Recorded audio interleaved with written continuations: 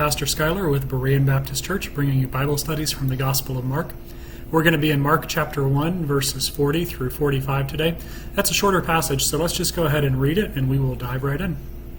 So Mark 1, 40 through 45. And there came a leper to him, beseeching him, and kneeling down to him, and saying unto him, If thou wilt, thou canst make me clean. And Jesus, moved with compassion, put forth his hand, touched him, and saith unto him, I will, be thou clean. And as soon as he had spoken, immediately the leprosy departed from him, and he was cleansed.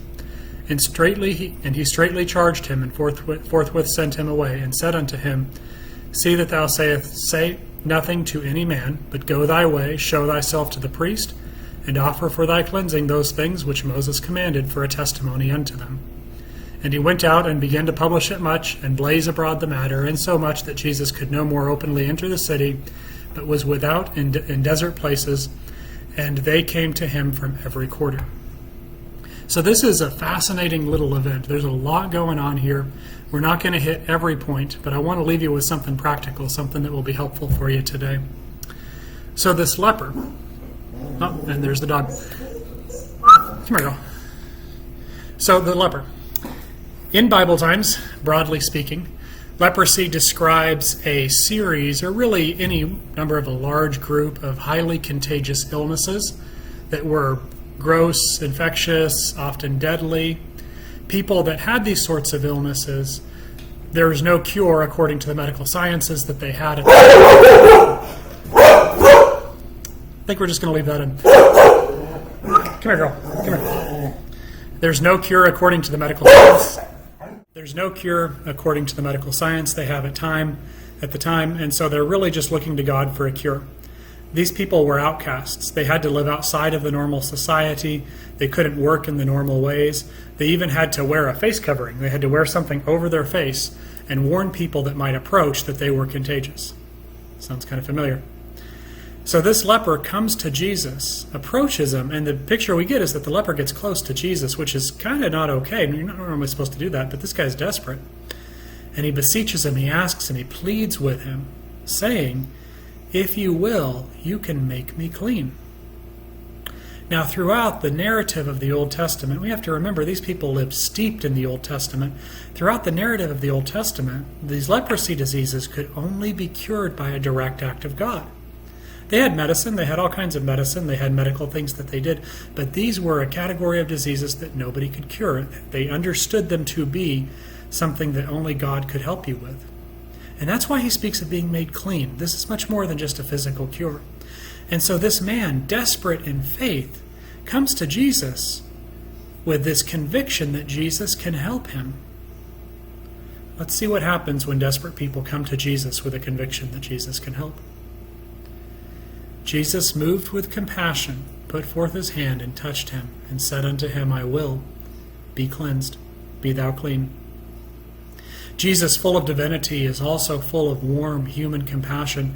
Mark's language describes strong, beautiful emotions, heartfelt, not always even pleasant, things like anger and pity. This is far beyond just feeling sorry for somebody. This is genuine care, as much as you can feel. And we see that in the extravagant and unnecessary act of touching him. Jesus could have spoke the cure to him, but he touched him, which you're not generally supposed to do with a person that has a highly contagious illness. And so the big thing that I want you to see today, the real heart of this passage, is that Jesus shows compassion and provides cleansing to those who come to him. He is willing, he is able to make you clean, even today. And so the man is healed. Something interesting happens. Jesus warns him. He straightly charged him and forthwith sent him away. This is, again, strong language from Mark. Jesus says this really forcefully and basically says, don't tell anybody how this happened.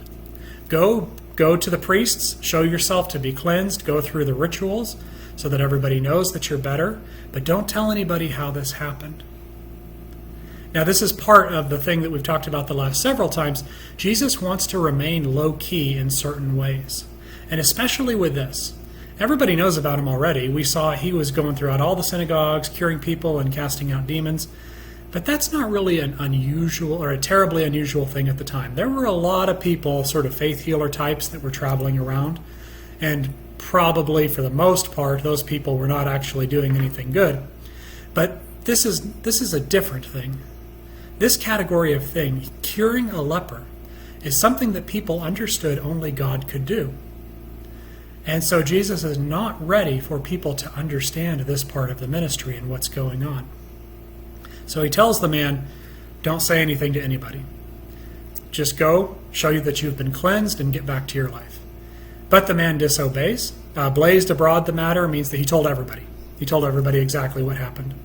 And the reality of this is that now Jesus can't enter the cities anymore. He has to go out into the deserted places because people just mob him. And they came to him from every quarter. And so it's interesting. It seems like Jesus probably knew this was going to happen. It's hard to say. But he was willing to risk the healing of this man, knowing that it might make a lot of trouble for him. And it did exactly that. So what do we say to this?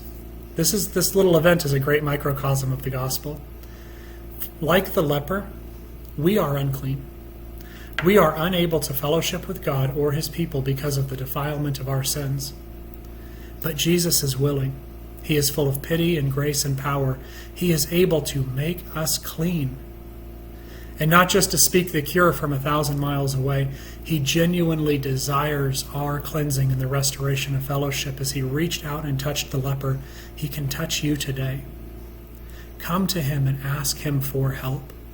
Humble yourself under the mighty hand of God, that he may exalt you in due time, casting all your cares upon him, for he cares for you.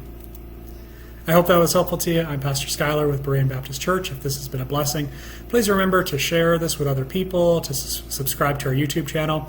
You can learn more about our church, what we believe, and what we do at our website. That'll be in the video description below. And until next time, God bless.